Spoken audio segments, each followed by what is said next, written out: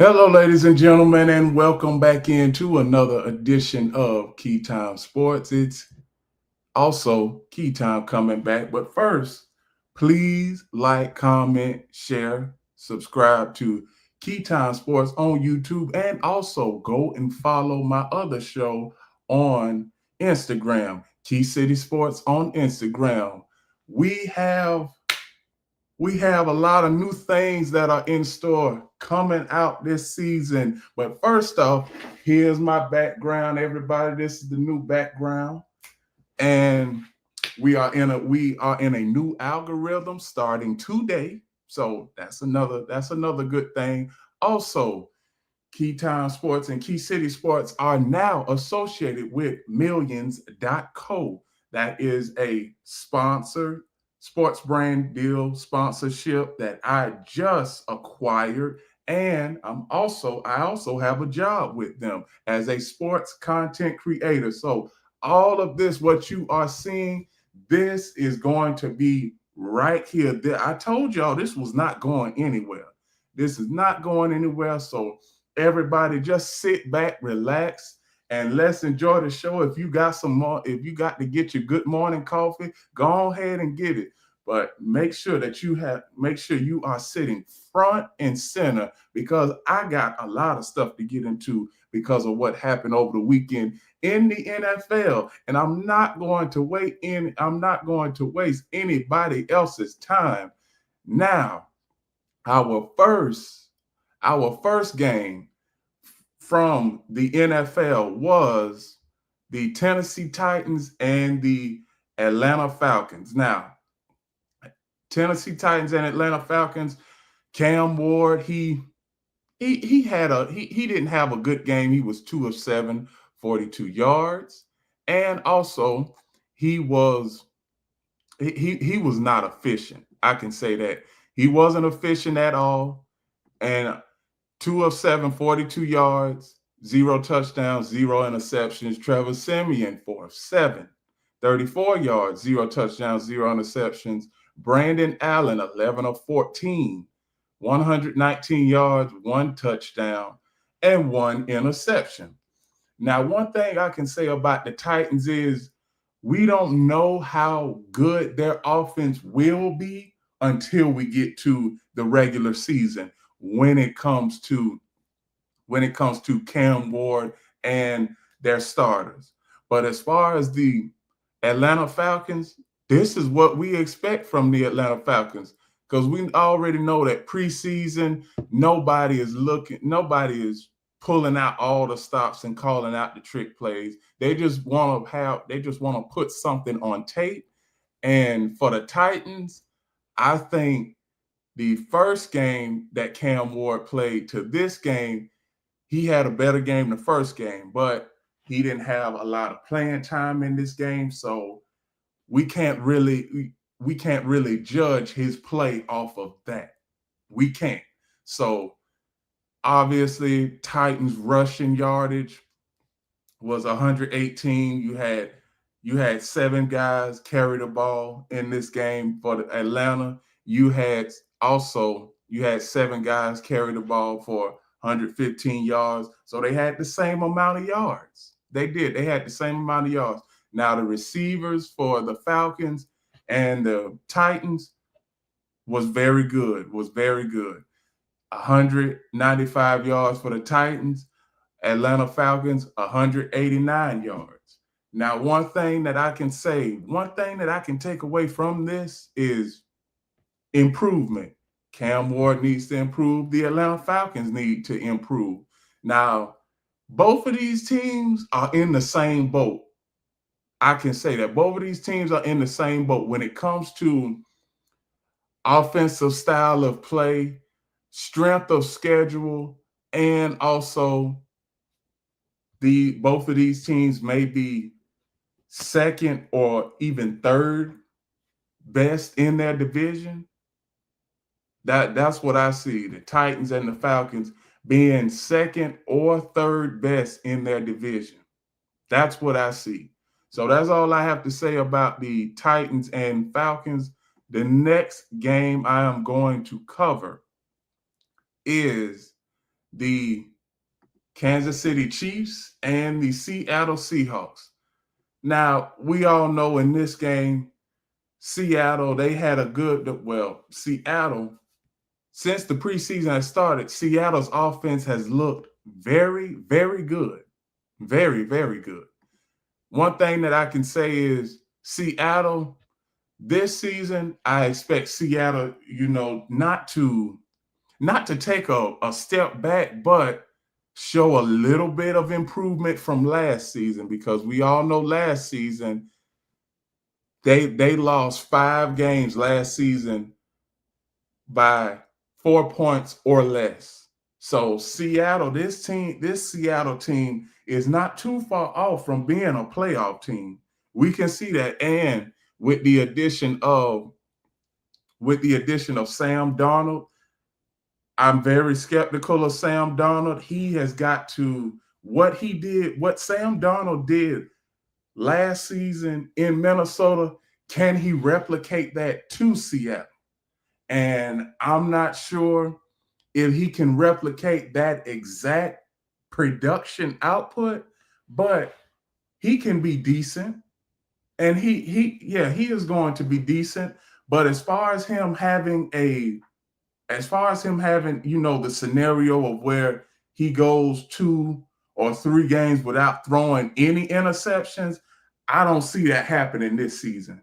I just don't, because with Seattle, they have a tough schedule. You have the 49ers, you have the Cardinals, you also have the Eagles on your schedule this year. So you're going to have to throw the ball. You can't just run the ball. And for the Chiefs, we already know what the Chiefs are doing. They are getting ready for the regular season.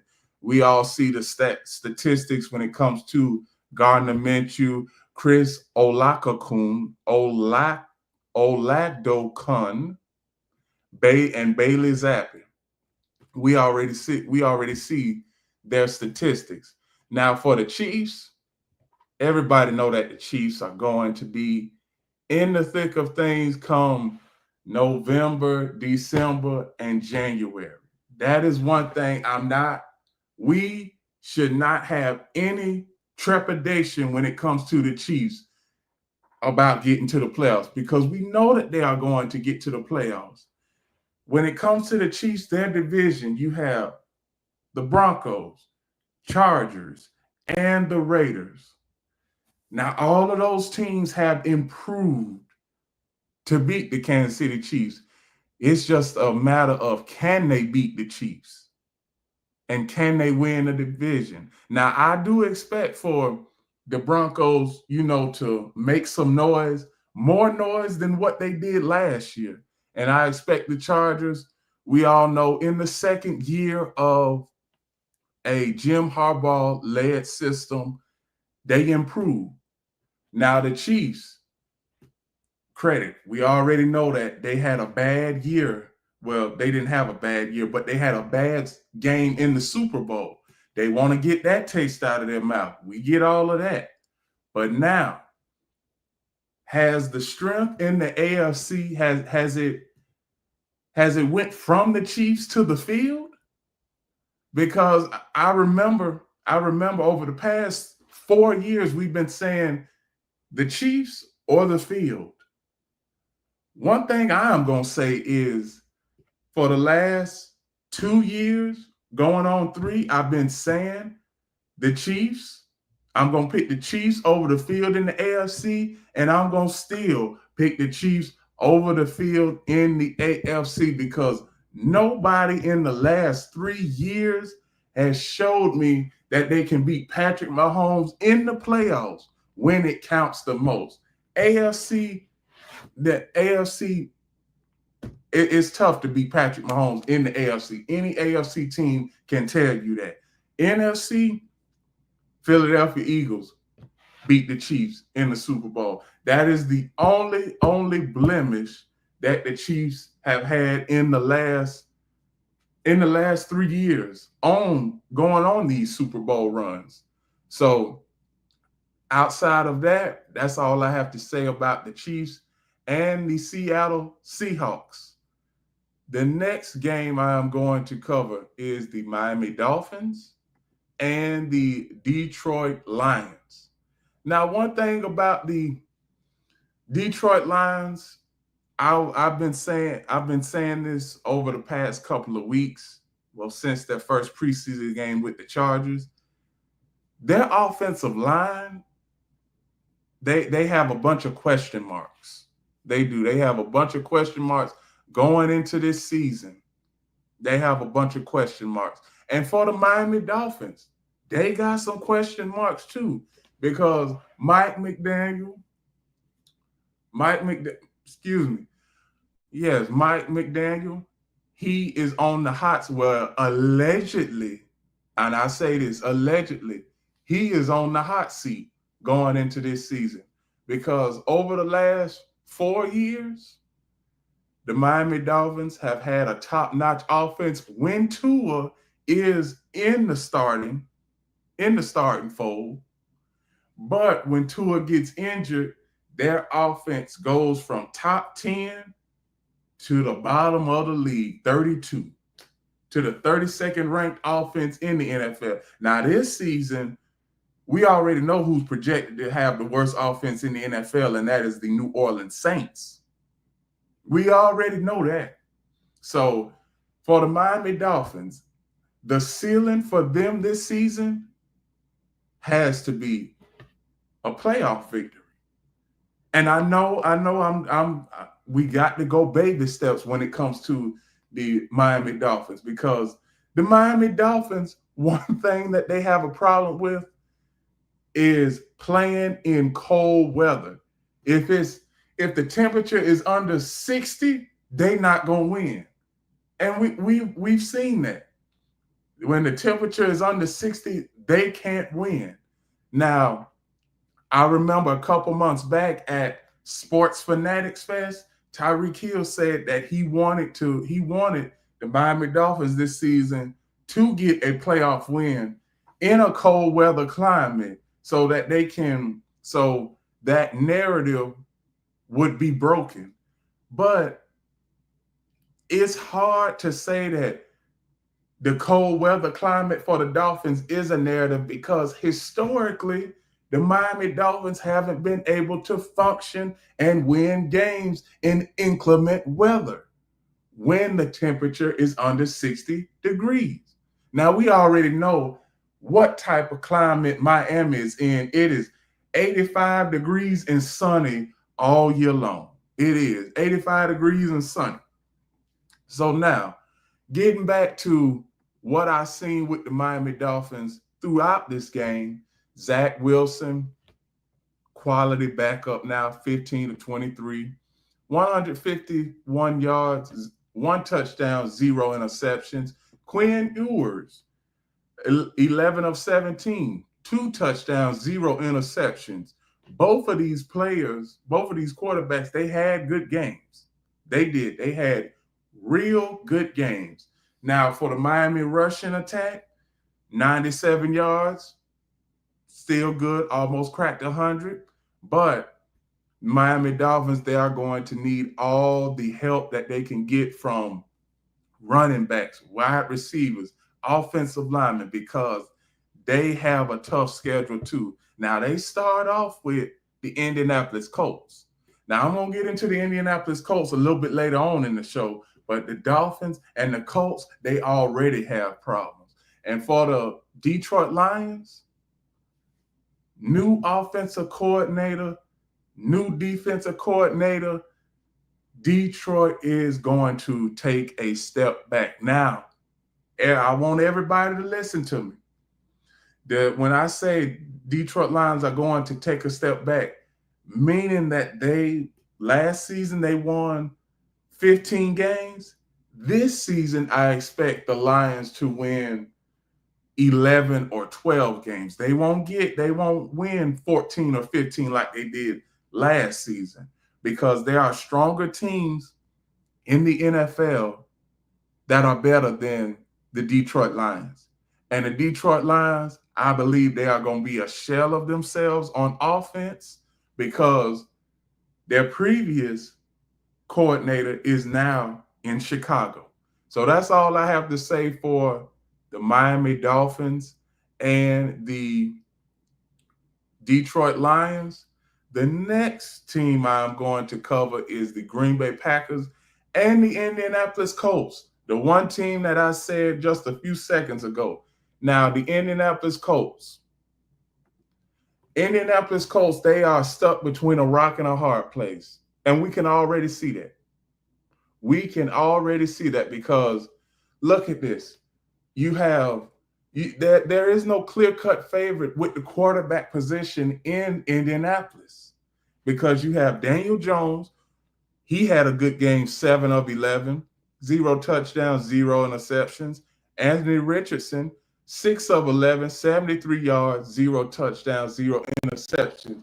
The question has been with Anthony Richardson, can he stay on the field for the entirety of the NFL season?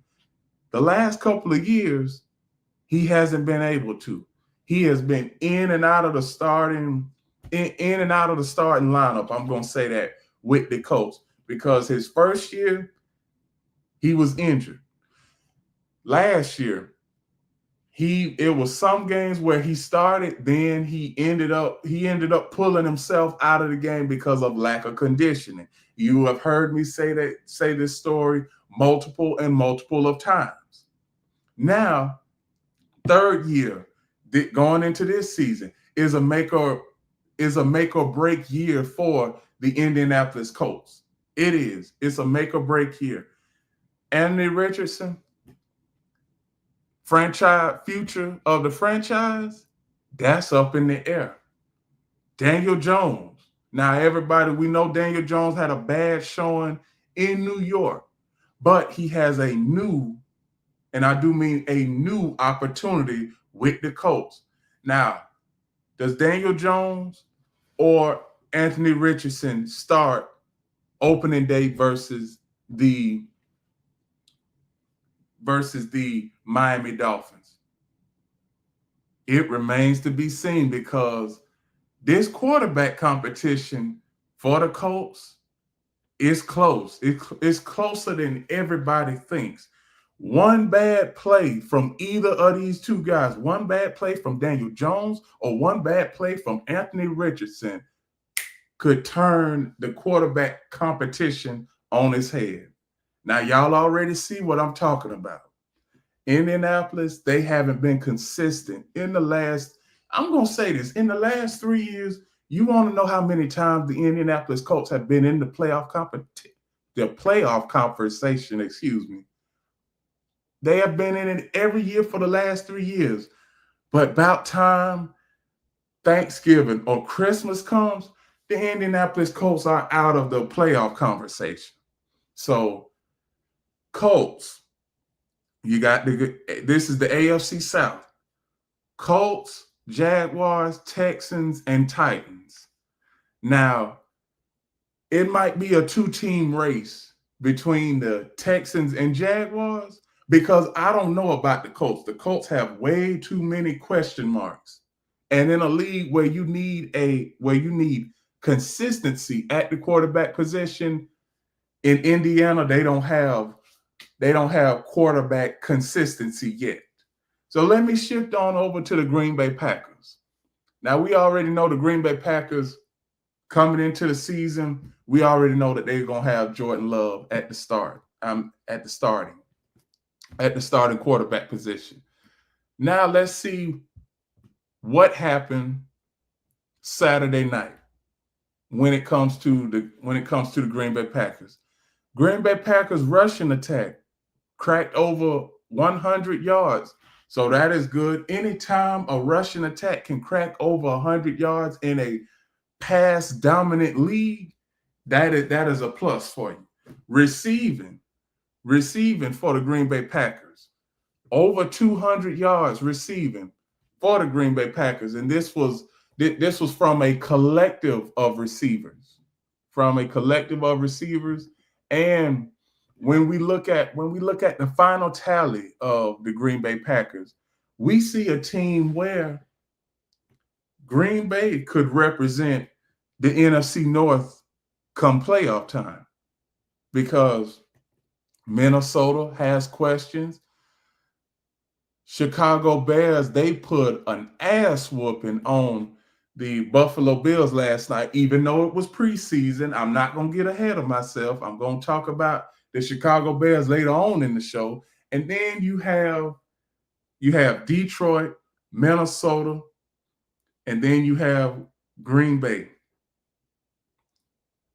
Also, you also have the NFC North, where most of the teams, all teams in the NFC North could easily come out and go to the playoffs. But do I see that happening? No, because in NFL history, there has never been a entire divisional bracket go to the playoffs. That in the 106-year history of the NFL, we have never seen 4 teams from one division make it to the playoffs. We've always seen 2 and we've always seen 3, but never a full division bracket. And I don't see that happening this year, because one of the 4 teams in the NFC North, the bottom is going to fall out of the damn barrel for one of these teams. I don't know who yet, but my stock, I'm putting all my stock. I got it in the Detroit Lions, but I'm not too sure about that anymore. I'm really not. I'm really not sure about that. So the Green Bay Packers, in this case, Green Bay Packers, they did what they were supposed to do. Put a nice good showing on film, put some tape on, and go about their day. Cut down day for the NFL will be happening, I believe, next week. After next week. Next week, I'm not sure what day it is. I believe it's the 27th or 28th, I believe. So yeah, that's cut down day for the NFL. The next game I'm going to cover is the New England Patriots and the Minnesota Vikings. The team it seems like every team I'm talking about, I talk about them a few seconds before their actual game. So now Minnesota Vikings and their quarterback play during this game versus the Patriots was, albeit it was below average, I can say, because you had Max Bromsmer, 15 of 27, 156 yards, 0 touchdowns, 1 interception.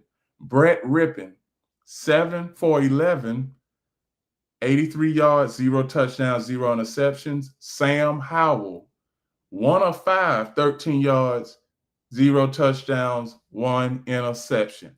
Now, I know that there's a lot of Minnesota Viking fans, and I know the Minnesota Viking fan base has been on my tail for the last couple of years, because it seems like every year the Minnesota Vikings start off hot. They get to 4-0, 5-0, 6-0, 7-0, and everybody in the Minnesota Vikings facility fan base thinks that they have a championship team. They can go to the playoffs. They can do this. They can do that. The Minnesota Vikings have never won a Super Bowl in the Super Bowl era, ever. And they've been to 4 Super Bowls now. This is back in the 1970s. So in the last 40 years, they haven't made it to the Super Bowl. So, and there's a lot of teams like that. But the Minnesota Vikings, they are not for real to me until they get to a Super Bowl and win the Super Bowl. That's when I will say the Minnesota Vikings are for real.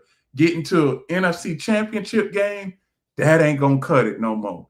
Getting to the Super Bowl, that ain't going to cut it no more. You got to win the Super Bowl. I mean, the Vikings, they are always in the playoff conversation year after year after year. This almost reminds me of my Dallas Cowboys. where we can be in the playoff conversation year after year after year and don't do nothing. Now, I'm going to get to my Cowboys a little bit later on because this is a show where nobody is safe. Nobody, no team is safe.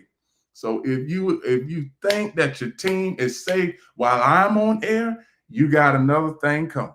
So now let me get over to the New England Patriots. Joshua Dobbs, 11 of 16, 106 yards, zero interceptions, and 1 touchdown. New England Patriots, I got them on the outside looking in this season. I do, because you have Buffalo, you have Miami. I don't know what the New York Jets are going to do, but from what I'm hearing out of Jets camp, they are supposed to have a decent team this year. So if Miami has a little slippage here, does that give the Patriots a chance to make the playoffs? Because the Patriots, they look like a playoff team, if not this season, next season, or the following season. But Mike Vrabel, he is the kind of head coach that can always put his team in the playoffs a year ahead of schedule. So I just want to see how the New England Patriots are going to fare with this schedule. I see that there's a lot, and I do mean a lot, of flashes of success and improvement for Drake May. Drake May, he didn't have that much time. He was 4 of 7, 46 yards, 0 touchdowns, and 0 interceptions. Rushing attack cracked over 100 yards for the New England Patriots, which is a plus. Receiving for the New England Patriots cracked over 200 yards, which is a plus. For the Minnesota Vikings, did the exact same thing, 252 yards, which is a plus. Future outlooks for the New England Patriots and the Minnesota Vikings. Minnesota Vikings, they could either be I'm going to say the second or third best team in their division, and they can be the 6th or 7th best team in the NFC. That is what I see from the Minnesota Vikings, because they're not going to have the kind of season that they had last year. I mean, it seemed like everything just came together for the Minnesota Vikings last season. And then we saw the egg they laid against the Rams in that playoff game. They were just horrific. That was just irrefutable evidence that the Minnesota Vikings is just all hype and just all talk. At the end of the day, that's what the Minnesota Vikings are. The New England Patriots are a young and up-and-coming team that I think that they are going to have a lot of success this season. And America, don't be surprised if you see the Patriots win plenty of close games this season, because they lost a lot of close games last season. And we always know that a team that lose 5, 6 games, 6 close games the previous season, they always come back and win those close games the following season. So now, that's all I have to say for the Patriots and the Vikings. The next game I'm going to cover is, you already know what game I'm going to cover, the Cleveland Browns and the Philadelphia Eagles. I watched this game in its entirety. I saw what people were saying on Twitter and the blogs and, Instagram, TikTok, all that other sort of stuff. Dillon Gabriel, one thing I can say about him is everybody is saying that he didn't look too bad. I beg to differ. I beg to differ. Now, I'm gonna get into his post-game bit, but let me talk about the gameplay for a second. 13 of 18, 143 yards, 0 touchdowns, 1 interception, and he did have a fumble too. So he didn't lead no touchdown drives. So y'all see where I'm getting at here? I know this is preseason, but you got Dillon Gabriel. The Browns drafted Dillon Gabriel before you already know who I'm talking about. Shedeur Sanders. So the Browns drafted Dillon Gabriel before Shedeur Sanders. Now Jimmy Haslam himself have already said that he didn't want Shedeur. Now, do y'all see what y'all see where I'm getting at here? Now, the injury that Shedeur had is the oblique injury. Now those oblique injuries can have a lasting effect for weeks, right? But one thing I noticed, I was watching the game. Shedeur, he was chilling, all souped up. He had his game jersey on, and he had everything on. He even had his helmet on. So you know what I was thinking? I'm saying to myself, I'm like, Shedeur, he probably just said, I got an oblique injury just to sit out this game. And let me tell you, he had that injury in joint practice with the Philadelphia Eagles.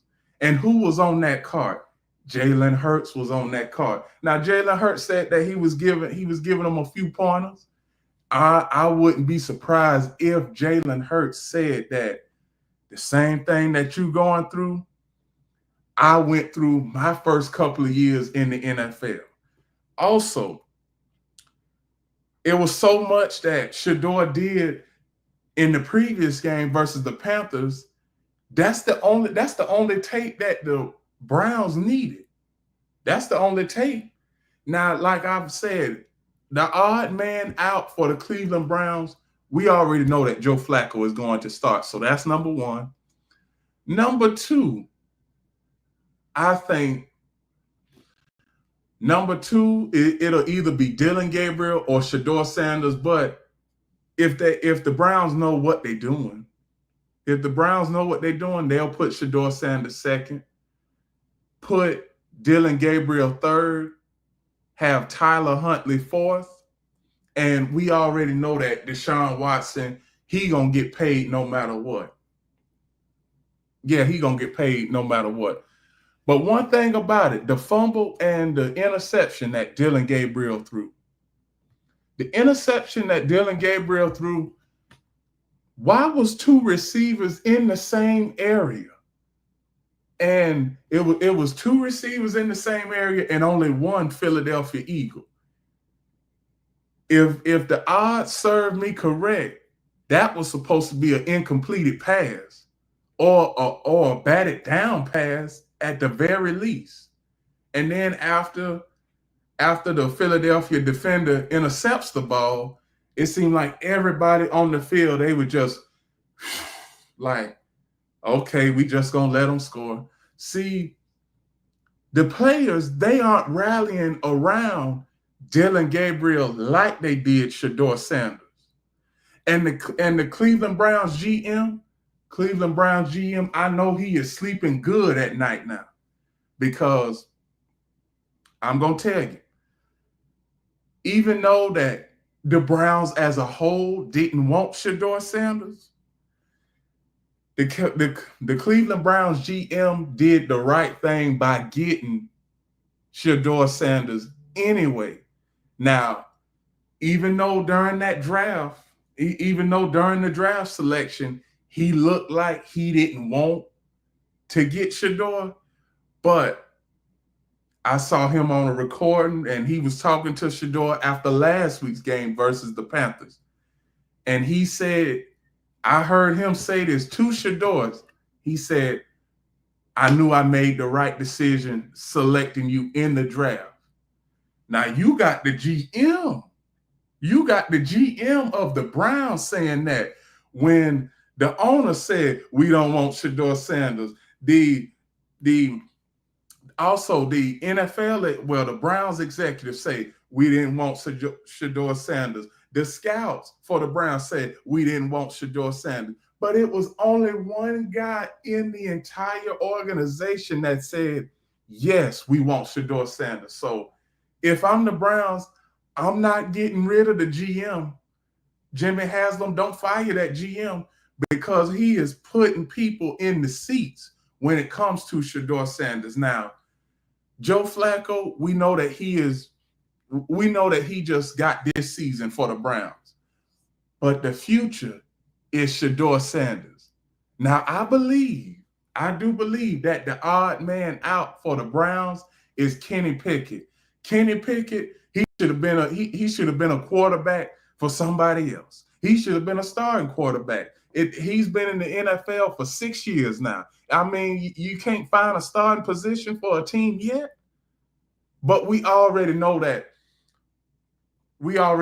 Kenny Pickett is a bottom of the damn barrel quarterback. He is. He can only come up in mop-up duty and give you, I'm going to say, a good 25. Oh, no, that's going out on a limb for Kenny Pickett. I don't even know if Kenny Pickett has completed 25 passes in his NFL career. So let me drop those statistics down. Let me see. It could be 14 of 19 for, I'm going to say, 200 yards, and that's it. That's a typical stat line for Kenny Pickett. But Kenny Pickett, he going to get shipped out of Cleveland at the end of this month. He is. So Shedeur, he is going to be on the roster. I don't know why he wouldn't. And everything that has went on with the Browns, you know that this is the most that we have talked about the Browns in the last 20 years.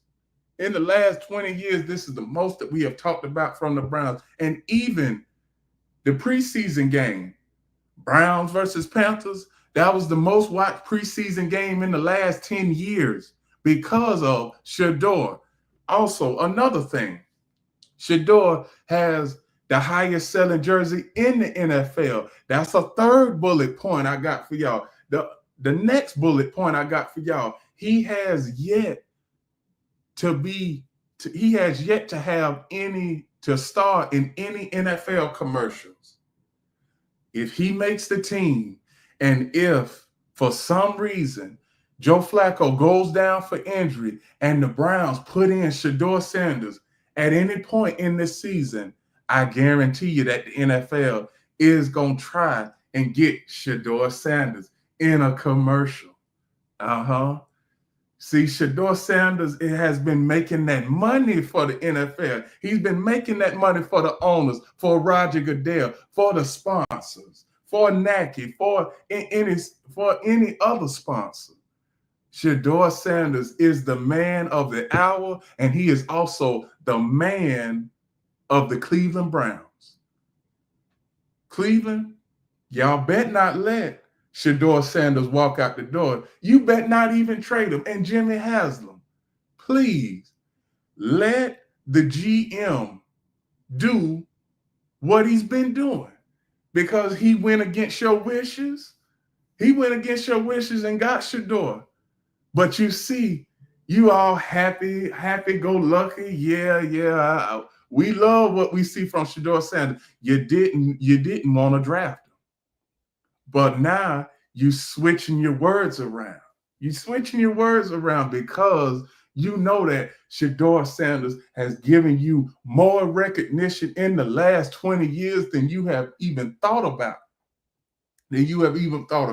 So for the Cleveland Browns fan base, y'all need to talk to y'all people. Go and talk to the owner, Jimmy Haslam. Go and talk to Kevin Stefanski and tell them to have Shedeur Sanders on that 53-man roster once the season starts. Because if they don't, oh my goodness, it will not turn out well for the Cleveland Browns this season as a whole, as a team.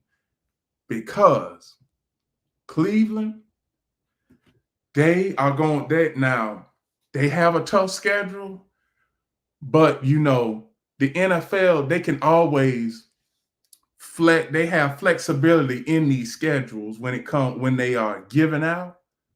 But if Shedeur Sanders starts week 2 or week 3, a lot of people gonna switch from the top-notch games and look at him. And that is instant viewership for the Browns. And that's more money generating that the Browns will be generating from TV revenue. So the Browns, don't mess this up. Don't mess this up. Please. Please don't mess this up. Have Shador on the 53-man roster. Now, I know that I have went overtime with the Browns. We already know how I feel about the Philadelphia Eagles. They just want to put something on tape. But as far as the Browns, do what needs to be done and don't mess around. Okay, the last 7 or 8 games that I'm going to cover. The next game I'm going to cover is the Panthers and Texans. One thing about the Texans is we know that Houston, they could possibly win the AFC South by default. That is depending on what the Jaguars and the Colts do. But the Texans, they had 4 quarterbacks. CJ Stroud, he had a decent game for the time that he was in. 6 of 8, 44 yards, 1 touchdown, 0 interceptions. The Panthers, I can say this about the Panthers. I would not be surprised if the Panthers are a dark horse team to make it to the playoffs. Now, I said this last month in my NFL Teams with Plenty to Prove show. Y'all, one thing I can say is I'm gonna make a believer out of y'all when it comes to my takes and stuff like that, because y'all can go over the past 2 years. I've been accurate with this stuff. I've been accurate with it.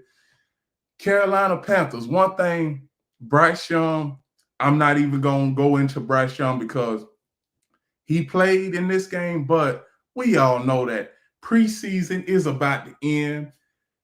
This coming weekend will be the final week of preseason. So cut down day is, if not this week, I know next week, possibly on the 26th or the 27th. As far as rushing attack for the Carolina Panthers, they had 78 yards. The Texans had over 100 yards, to be exact, 109. The receiving for the Carolina Panthers, they are going to have a good receiving core this year. The Carolina Panthers are.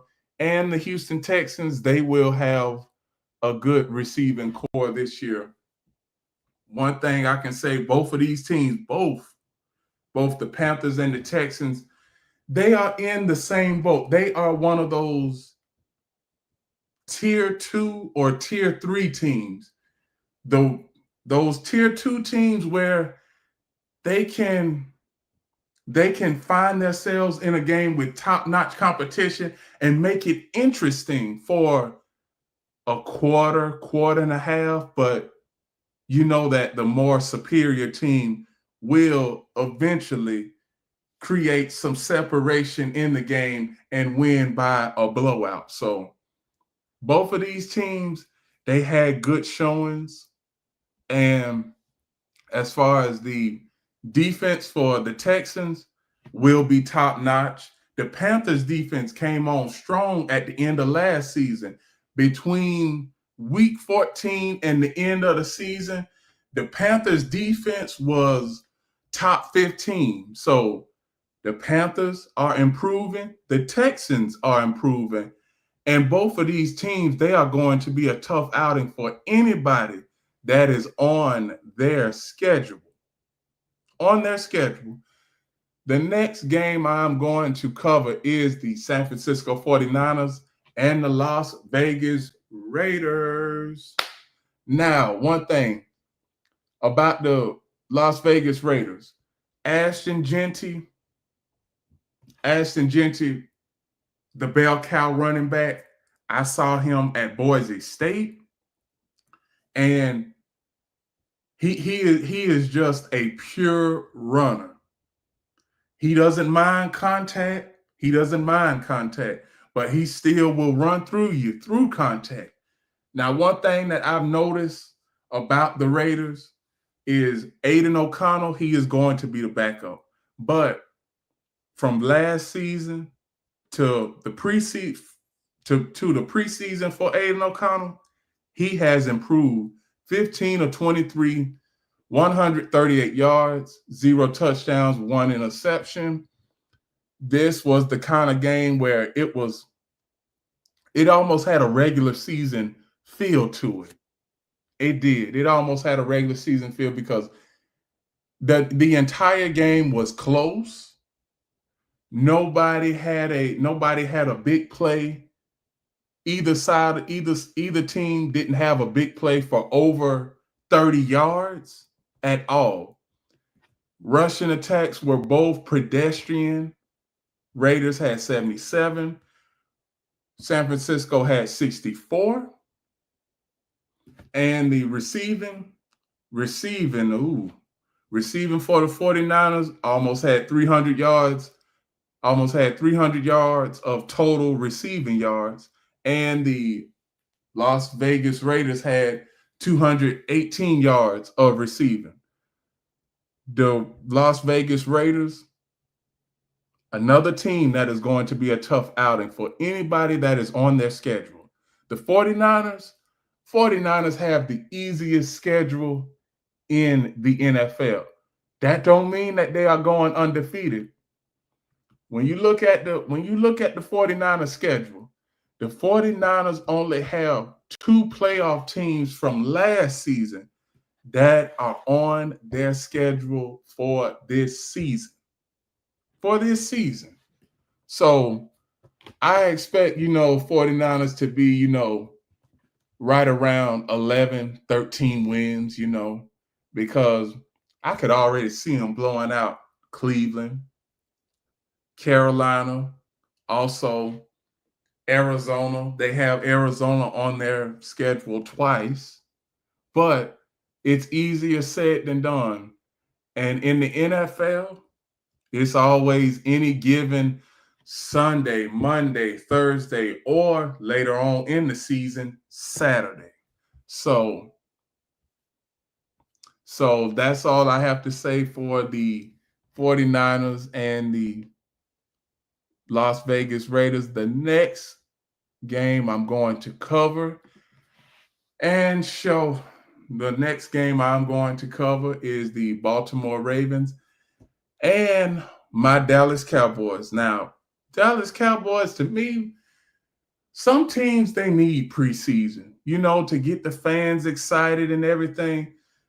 But for Dallas, my fan base, Dallas Cowboys, we don't care about preseason. We really don't. We care about opening day and who is going to suit up on opening day.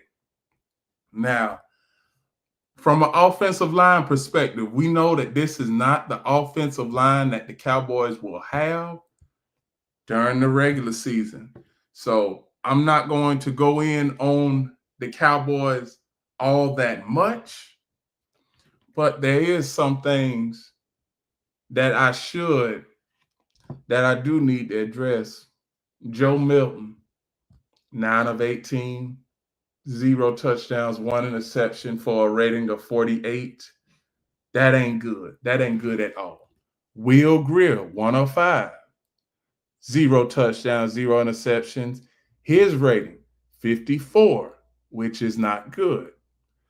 Dallas Cowboys rushing, only 51 yards. Are the Dallas Cowboys going to have the same issues like they had throughout last season when it comes to the rushing game? Because I cannot have that. We cannot, us Dallas Cowboy fans, we cannot have another season like this. We cannot have another season. Jerry Jones, I'm doing it again this season, y'all. If y'all have noticed me over the past couple of years, I am giving out my invitation, my invitation to employment for the Cowboys. Now I'm already employed with Millions.co, which is a sports company. So I'm able to put the Cowboys in my schedule. So Jerry Jones, Keytime Sports here. I am willing to be on to be on the to be in the room when it comes to draft day and trying to build a championship team. Because I know, Jerry, I know that you want a championship team before you perish. We want you to have that elusive 6 Super Bowl because we've been stuck on 5 for over the last 30 years. And damn it, I'm almost 25. So I haven't been able to see my Dallas Cowboys on the stage that I want them to be on. I'm going to go back, I'm going to go back to January. Everybody, I like the NFC Championship game, the Commanders and the Eagles, but there was just something I was just feeling. I'm like, we have the Commanders and the Eagles in the NFC Championship game. For a few days there, I didn't even know. Well, I was gonna cover the game, but I was saying, I'm like, the Cowboys should be here.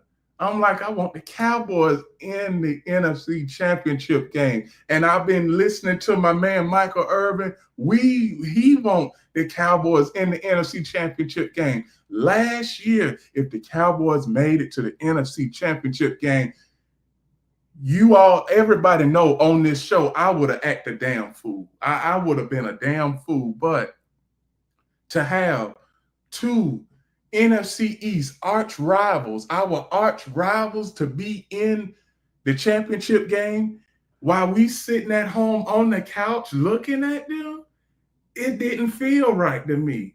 It really didn't. It didn't. So, Jerry, please, if you need help, please reach out to me. Reach out to me on Instagram. I could reach out to me through my email. However, I can help you out. If you need help when it comes to the offense and the defense, trying to draft good players and trying to draft, players that are not, superstars, but that can come in and give you valuable plays and valuable minutes off the bench, I can do that for you, Jerry.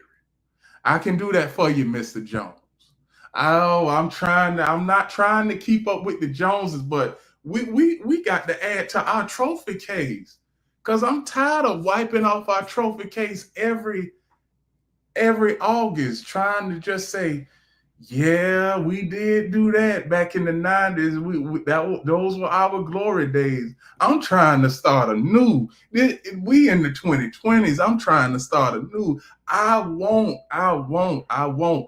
future Dallas Cowboy fans to be excited about wearing the star on their shirt, and plus having that metallic blue and everything. It just goes together. Plus that silver that comes down the jersey. I mean, the Dallas Cowboys, we got to do something this year. But there's one thing that I do like what Dak said.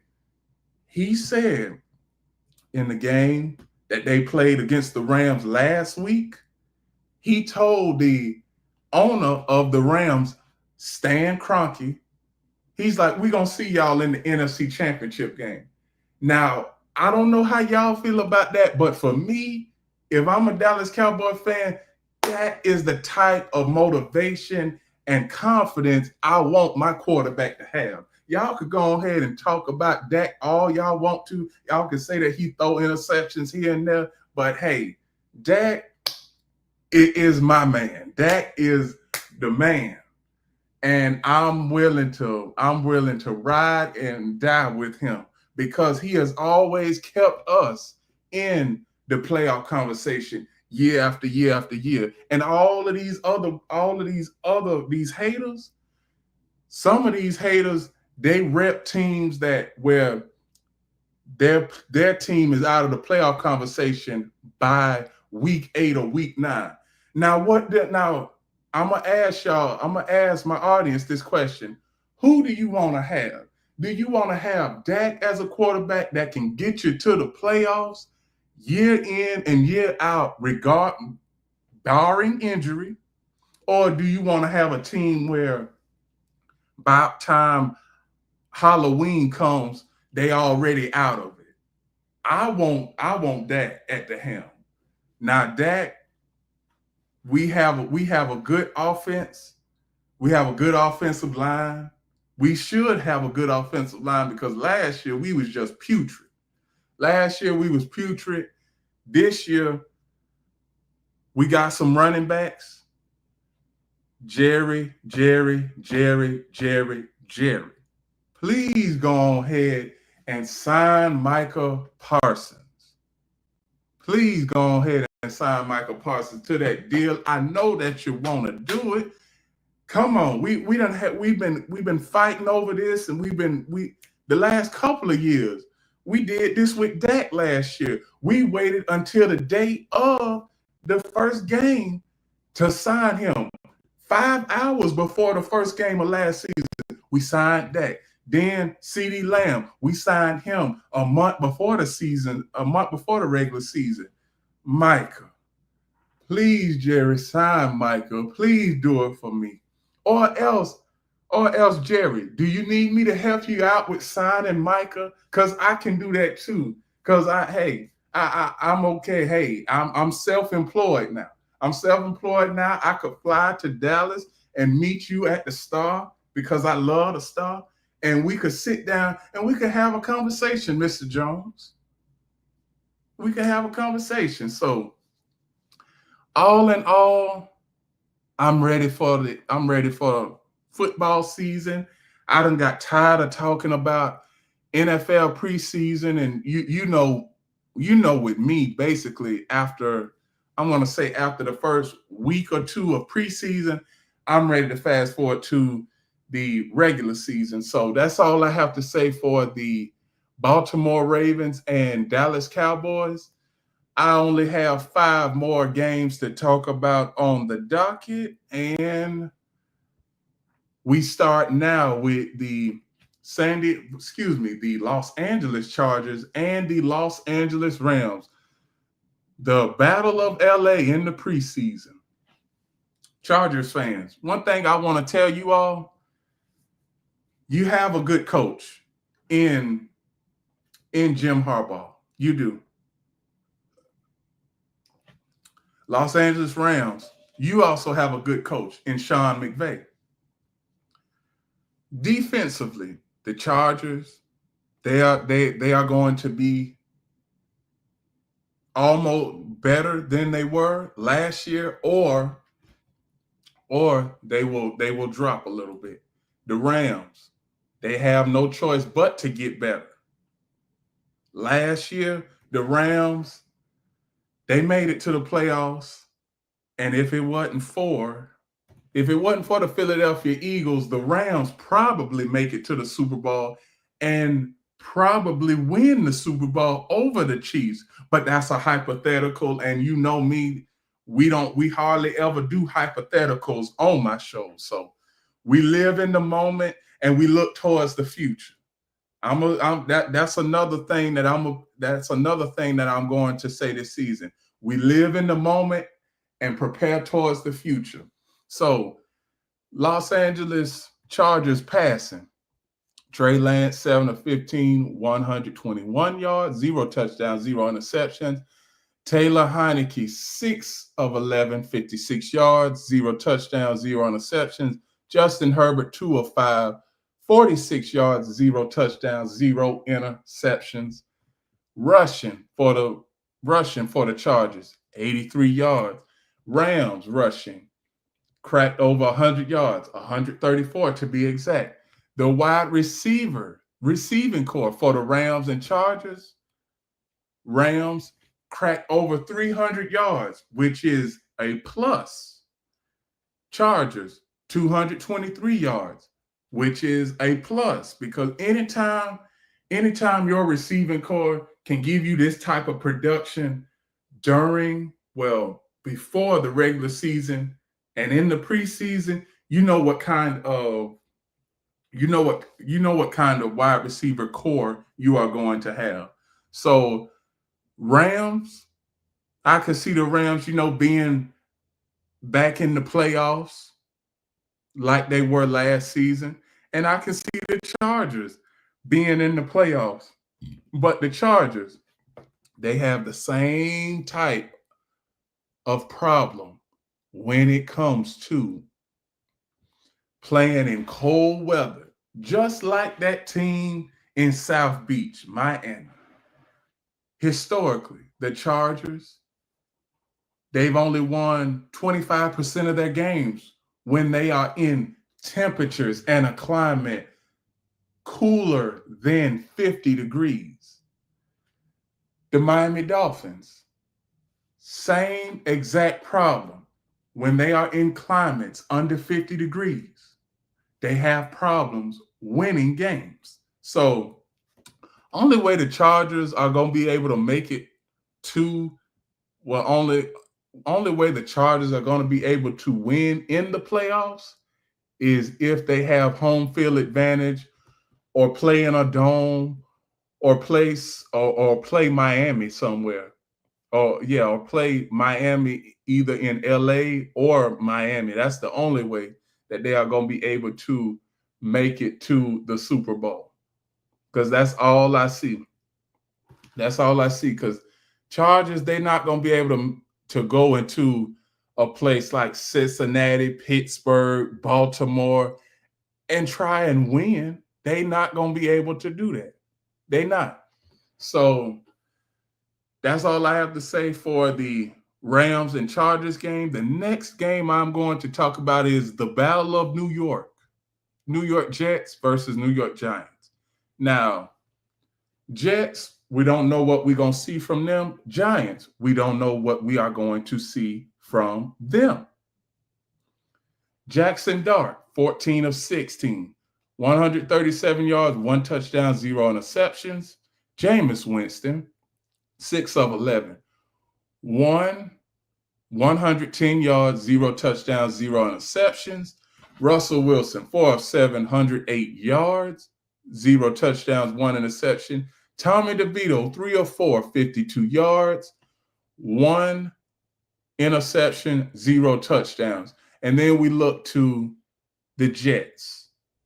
Adrian Martinez, 12 of 21, 114 yards, 0 touchdowns, 1 interception. Brady Cook, 6 of 11, 74 yards, 1 touchdown, 0 interceptions. Justin Fields, 1 of 5, 4 yards, 0 touchdowns, 0 interceptions. Now, who has the better team?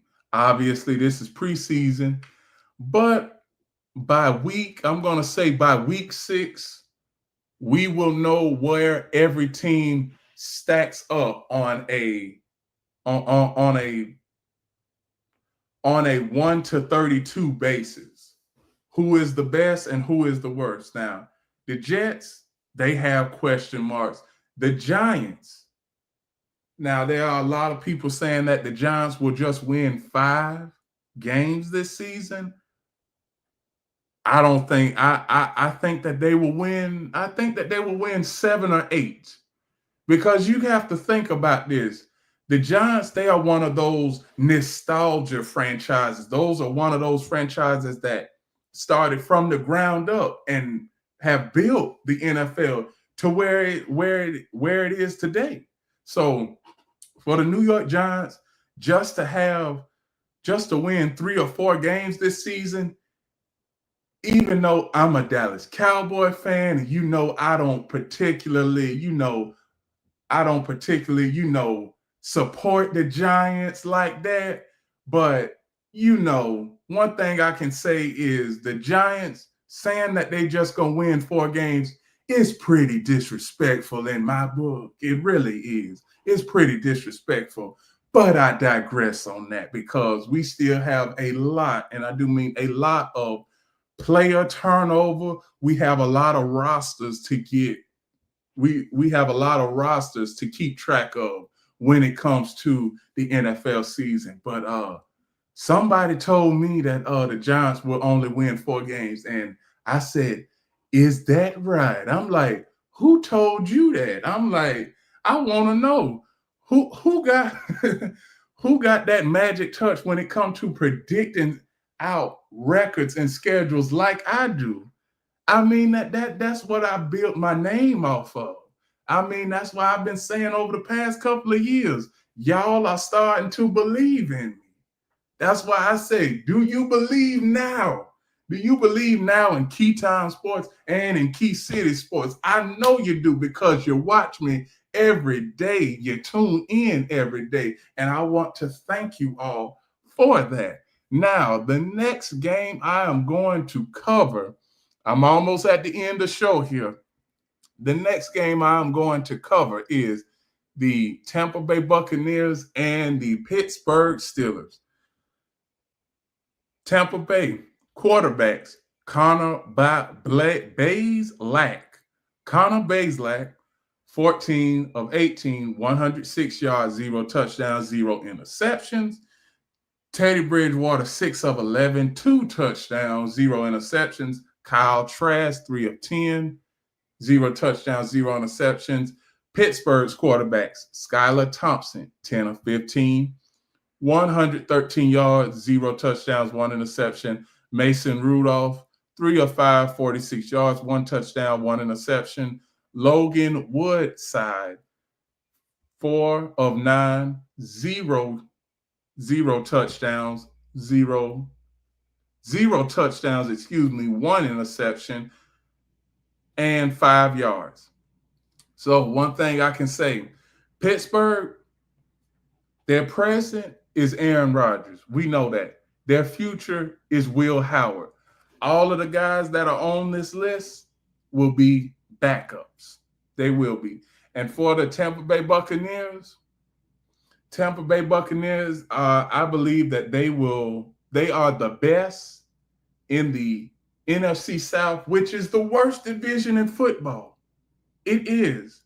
I mean, you have in the NFC South, you have the Buccaneers, you have the Panthers, then you have the Falcons, and then you have the Saints. Now, we already know the Saints are projected to be one of the worst teams in the NFL. So their season is done. So we could just check the Saints off. Then you have the Buccaneers. Over the past 3 years, they've won the NFC South. You have Atlanta, which they are always in the thick of things coming with the NFC South. And then you have a young up-and-coming team, the Carolina Panthers. Now, can the Carolina Panthers be able to shock a few teams this year and make it to the playoffs? I think they can. I think they can, and I think they will, because Tampa Bay, Baker Mayfield, we know that he is a turnover machine. Michael Penix, this is his first season as a starter with the Atlanta Falcons. Bryce Young, this is his second season. He is trying to improve from coming on strong the latter part of last season. And I think Bryce Young will be able to do that. So Tampa Bay, you might be in for a treat this year, and you got your work cut out for you, because Falcons is going to be a tough outing. Panthers are going to be a tough outing. The NFC South is a 3-team race, America. And I'm saying that today, August 18th at 10:08 a.m. Wow, we have been on the show for an entire hour, over an hour. So, hey, we've been doing pretty good. So, August 18th at 10:08 a.m., the NFC South is a 3-team race. It is. Pittsburgh, a good season for you all is 9-8 or 10-7. Because Mike Tomlin, he doesn't have losing records in the regular season. He don't. And everybody that's trying to say Mike Tomlin should be fired and should be gone, y'all need to just be quiet. Because one thing I can say about the Pittsburgh Steelers, and I'm going to say this before I get into the Cardinals and Broncos, where are the Pittsburgh Steelers going to find another coach just like Mike Tomlin? Mike Tomlin has said that he likes Pittsburgh. He has his address is in Pittsburgh. He lives in Pittsburgh. His children go to school in Pittsburgh. Ain't nobody gonna get rid of Mike Tomlin. Come on. He done been in the league 18 years and he has never had a losing season. I'm gonna tell y'all, the worst season that Mike Tomlin has had was a 500 season, 8-8, and he's had that 3 times in 18 years. You could put his coaching resume and records of wins up against. Now y'all already know I'm gonna go there. You can put Mike Tomlin's resume up against these white head coaches in the NFL. See that. Now, all y'all be praising the Marty Schottenheimers, the Bill Belichicks, but let me tell you, Bill Belichick, he had quite a few losing seasons without Tom Brady when he was in Cleveland now. And this was during when they had a QB carousel in Cleveland. Now, Pittsburgh, over the last 7 years, they've had a QB carousel, but Mike Tomlin has been able to keep a consistent winner out there on the field for the Pittsburgh Steelers. Why can't these other coaches do it? Why couldn't Marty Schottenheimer do it? Why couldn't Bill Belichick do it? I'm not making this, as a race thing, but we have to give Mike Tomlin his flowers when it comes to the consistency, the level of consistency that he has won year in and year out and keeping his team in the playoff conversation every year, because some of those years, the Steelers had some down years, but they were still able to make it to the playoffs. Y'all cannot be shortchanging Mike Tomlin. Don't shortchange Mike Tomlin, not on my watch, because I'm going to make sure Mike Tomlin gets his flowers. I'm going to make sure, because he don't want a championship. He don't want a championship and has never had a losing season. Now, one thing we got to do, Mike Tomlin, we got to win a playoff game this season. We do, because it has been since 2016 since the Steelers have last won a playoff game. And like I said, I have been defending Mike Tomlin over the past 2 years since I started this show. I've been defending Mike Tomlin year in and year out. The Steelers, they have got to win just one playoff game. Just one playoff game to let us know that you know how to win in the playoffs. And I can't believe I'm saying that, but a team that has won 6 Super Bowls, and they have the most Super Bowls out of any franchise in the NFL. I can't believe I just said that the Steelers, they just need to win one playoff game this year. I guess this is the time that we are in, because we know that the AFC is strong now than it has ever been before, but we are always used to the NFC being strong. Now, I'm pretty sure everybody can agree with me on that. Name me a year where the NFC wasn't strong, and name me a year where the AFC was strong. Before, and I do mean before, I'm going to say before the year of 2000, name me a year where the AFC conference was strong. You can't. And name me a year where the NFC conference was strong. For the last 40 years, the NFC has been strong. one thing, teams like the Steelers and their coaching with Mike Tomlin, teams like the Chiefs, teams like the Buffalo Bills have made the AFC look strong over the past, I'm going to say over the past 5 years. The AFC has looked stronger now than it was 25 years ago.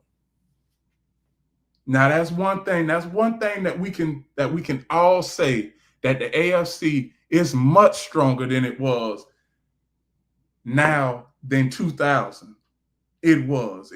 So that's all I have to say for the Steelers and the Buccaneers. The next game I'm going to cover is the Arizona Cardinals and Denver Broncos.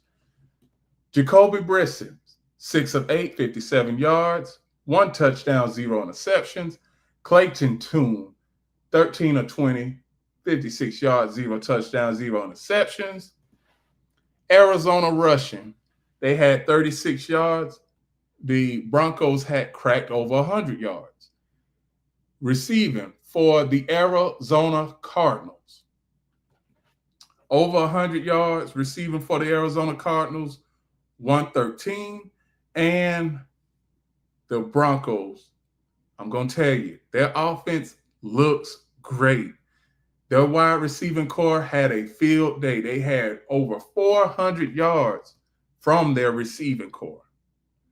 The Broncos are going to be a tough outing. Arizona Cardinals.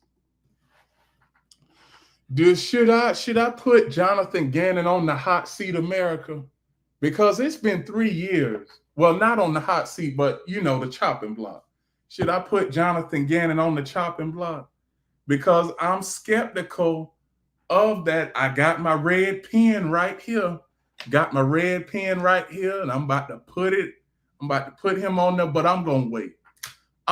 Because I don't like to call for nobody's job. America, y'all know me. I don't like to call for nobody's job.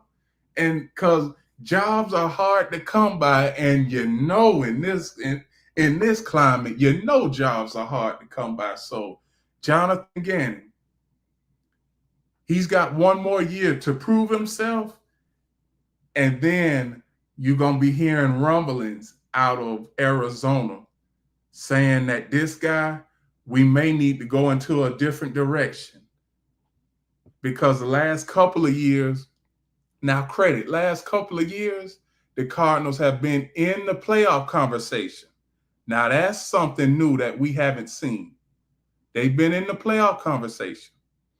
Now, can they punch their ticket to the playoffs? They did 3 years ago. Well, yes, 3 years ago in Jonathan Gannon's first season. And then they got blown out by the Rams in that playoff game, led by Kyler Murray and Jonathan Gannon. So the Cardinals are another team. They are going to have to prove themselves this year to save Jonathan Gannon's job. The last 2 teams I have on the list and on the docket for this show, and then we are going to end show. It has been a wonderful show. Thank you, everybody that had been tuning in. And we have more shows on the way. We are going to try and do 1 live show each week. We are going to try and do that. Now, I'm going to finish out these last two games. The Jacksonville Jaguars and the New Orleans Saints. The game ended in a tie. Not too much to take away from it. You had Nick Mullins, 14 of 17, 112 yards, 0 touchdowns, 1 interception. Trevor Lawrence, 8 of 10, 76 yards, 1 touchdown, 0 interceptions for a quarterback rating of 131. So that's good. John Wolford, 3 of 7, 30 yards, 55 rating. Seth Hannigan, 1 of 3, 23 yards, 0 touchdowns, 1 interception. I'm going to tell you all, the Jaguars are a team that the one question mark about the Jaguars is, can the only way the Jaguars are going to make the playoffs this year is, can they win their division? Titans, we already know the Titans are going to be trouble. Well, excuse me, wait a minute. Let me rephrase that. The Jaguars and Titans, we already know division games can go either way. So really, AFC South, it could go, it's a 3-team race as far as I'm concerned. You have the Texans, you have the Jaguars, and you have the Colts. The Titans, bottom of the barrel team. That's what I see them as. So Jaguars, when it comes to their rushing, 96 yards. Saints rushing, 87 yards. Receiving, Jaguars had 241 yards from their wide receiver core. New Orleans had 265 yards from their wide receiver core. The Saints, worst team in the NFL already. Jaguars, I could see them being one of those top 15, in the top 15. I could see that because dare I say it, it's a make or break year for Trevor Lawrence. Now, I talked to Trevor Lawrence at the Tim Tebow Golf Classic. So I said, I'm like, how you doing? He said that he's doing good. And as far as his arm, he's improved. Yeah, but I told him, I said, I'm like, this year you're going to have to turn the corner and try and get the Jaguars back in the playoffs. Preferably, we want a playoff game in Jacksonville. We do. The Jaguars, they want a playoff game at home. They do. So that's all I have to say for the Jaguars and the Saints. And the last game I'm going to talk about, and then we are going to end show. Yes, we are going to end show. We are in a new algorithm, and the algorithm, I already see it is working wonders. So now let's talk about the blowout last night that I witnessed. Buffalo Bills and Chicago Bears, 38-0 ass whooping. I can say that now. So Buffalo Bills, Mitchell Trubisky, 7 of 13, 55 yards, 7 of 13, 55 yards, 0 touchdowns, 0 interceptions, and the rest of the Buffalo Bills quarterbacks had the exact same ratio, 0 touchdowns, 0 interceptions. Mike White, 4 of 11, 54 yards. Shane Buechele, 1 of 4, 11 yards, 0 touchdowns, 0 interceptions. Passing for the Bears, Tyson Bagent, 13 of 22, 196 yards, 1 touchdown, 0 interceptions. Caleb Williams, 6 of 10, 107 yards, 1 touchdown, 0 interceptions. Austin Reed, 6 of 7, 66 yards, 66 yards, 0 touchdowns, 0 INTs. Chicago Bears, I don't want to get ahead of myself, America, but Chicago, they have a good offense. They do. They have a good offense. And I would not be surprised. If the Chicago Bears give Green Bay, Detroit, and Minnesota a run for their money in the NFC North. Now, like I've been saying, any team, and I do mean any team, can come out of the NFC North now. Any team. So put that in y'all Rolodex, because I can already see where towards the end of the season, somebody, and I do mean somebody, is going to come back and say, you know what? Keytime Sports was right. The NFC North is not just a landslide, a one-team race. No team can win the NFC North by default this year. No team can win the AFC West by default this year. You got the Chiefs, Chargers, Broncos, and Raiders. Any of those teams can make the playoffs. So now my final take for week 2 of the NFL preseason is we had a lot of games. We saw a lot of big plays. We saw a lot of improvement from the first week to the second week. Now we getting down to the nitty-gritty, America. We getting down to the nitty-gritty because in 3 weeks, September 4th is the first day, opening night. My Dallas Cowboys and the Philadelphia Eagles. Dallas, come on. I want to win in Philadelphia this year. Please, just because we already know that the Eagles, we already know that they're gonna have banner night. They're gonna be showing off their rings in front of us, saying that, hey, we got the championship and y'all haven't been there in 30 years. All of this other crap. But at the end of the day, I know everybody is ready for football season. So couple more things that I'm going to say is that this is going to be our regular time, 9 a.m. This will be for the live shows, and this will be for the pre-recorded stuff. We are on at 9 a.m. starting today. So now, one